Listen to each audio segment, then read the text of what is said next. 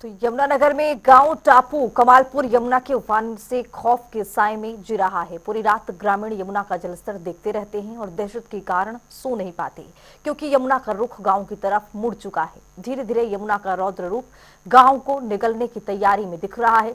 हथनी कुंड barrage से discharge किए गए 3,29,000 क्यूसेक पानी ने यमुना से सटे दर्जनों गांवों के लोगों को दहशत में डाल रखा है। टापू कमालपुर गांव में खेती वाली जमीन को यमुना धीरे धीरे निकलते हुए गांव की तरफ बढ़ती जा रही है, जिसके चलते ग्रामीण दहशत में है। जिला प्रशासन की ओर से कटाव को रोकने के लिए मिट्टी के कट्टे लगाने की तैयारी की जा रही है, लेकिन कटाव लगातार जारी है। यमुनानगर की तस्वीर है, जिस तरह से आप देख पा रहे होंगे कि अब इस कदर जो ये नदी है वो उफान पर है कि धीरे धीरे जो जमीन है, जो खेत हैं, उनमें भी कटाव शुरू हो चुकी है। और यही वजह है कि पानी में समाहित होता हुआ ये खेत, ये जमीन जो है वो दिख रहा है। अब धीरे धीरे इस कटाव की वजह से जो ग्रामीण है वो दहशत में है कि अगर रौद्र रूप इसी तरह से रहा तो गांव तक पानी आएगी और गांव भी लबालब पानी से भर जाएगा। वर्ष बरसात के महीनों में जमुना अपना रौद्र रूप दिखाती है और कहीं ना कहीं जमुना का जो रूप है, विकराल रूप देखकर ग्रामीण जो है उनके माथे पर शिकन की लकीरें जरूर नजर आती हैं। बात करें 2 वर्ष पहले की, जिस गांव में हम खड़े हैं, इस गांव का नाम है टापू कमालपुर, जहां पर ग्रामीण इतने त्रासदी में थे कि जहां एक और जमुना बन गई थी, जिसके कारण ग्रामीणों को यहां से अपना सामान बांधकर दूसरी जगह शिफ्ट होने के लिए मजबूर होना पड़ा था। लेकिन कहीं ना कहीं प्रशासन ने इनकी गुहार सुनी और जहां पर तटबांध लगाए। लेकिन कहीं ना कहीं प्रशासन की खामियां भी रही, क्योंकि उन्हीं खामियों का नतीजा है कि आज जितना बड़ा कटाव आप जहां देख रहे हैं जमुना के अंदर, ये बहुत बड़ा कटाव है। और बड़ी बात यह है कि ये किसान की जमीन जमुना के अंदर समा गई है।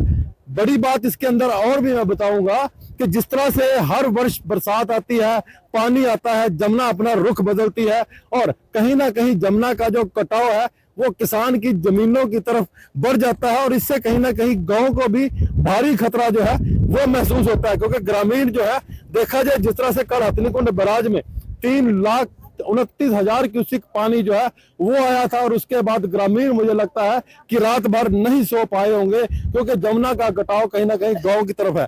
बात करते हैं ग्रामीणों से, हमारे साथ हैं राणा जी हैं। राणा जी, आप बताएंगे कि रात कैसी कटी आपकी? रात तो बहुत भयानक और बुरी तरह से कटी। शायद मेरे हिसाब से कोई गांव के अंदर सो भी ना पाया हो, क्यों आपके सामने एक खौफनाक मंजर है। नदी का जो कटाव है पूरी बुरी तरीके से जारी है और लगभग 3 एकड़ अंदर घुस गया है। और जो लास्ट गांव का मकान है उससे लगभग 1.5 एकड़ की दूरी पे, लगभग ये कह ले हम के 200 मीटर भी नहीं रहा गांव।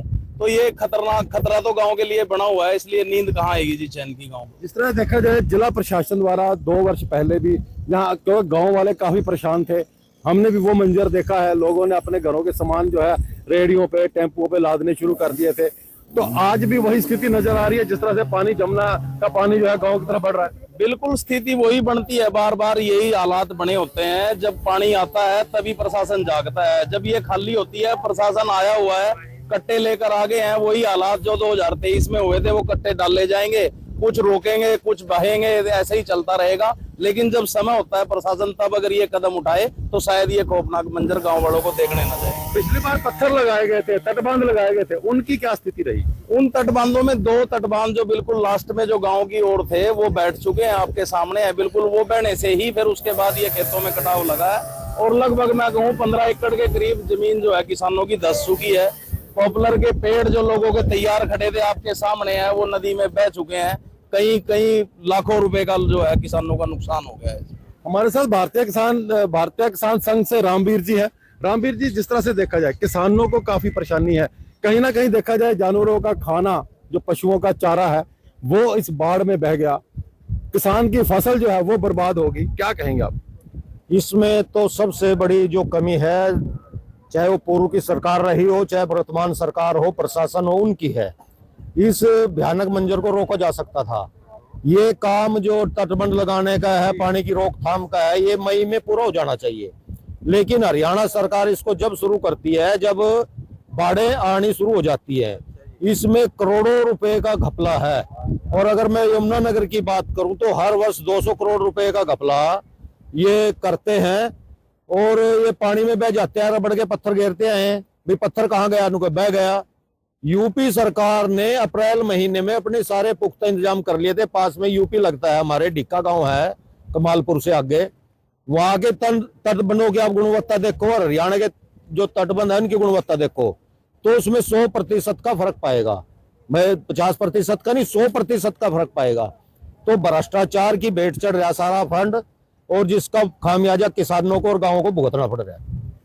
बिल्कुल, जिस तरह से देखो रामवीर जी ने बताया कि कहीं ना कहीं भ्रष्टाचार की देन जो है वो किसानों को जो है वो मार रही है। मैं एक बार फिर दिखाऊंगा जमुना का, आप वो किनारा देखिए जहां पर किसान के सैकड़ों जो पॉपुलर के पेड़ थे वो जमुना में बह गए, उसके साथ साथ जमुना के अंदर किसान का खेत बह गया। और इधर मैं दिखाऊं कि किसान कितना चिंतित है इस चीज को लेकर।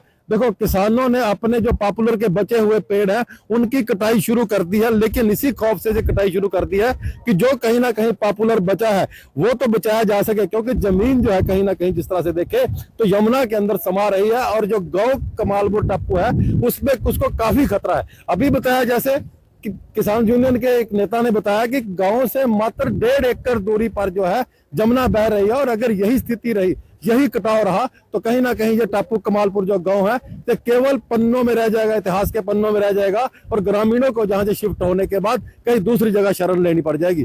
देखा जाए तो सरकार और प्रशासनिक अधिकारियों को इस और विशेष ध्यान देना चाहिए, क्योंकि जो भूमि कटाव है वो बहुत तेजी से हो रहा है। इससे ग्रामीण जो है चिंतित है, रात भर सो नहीं पाए।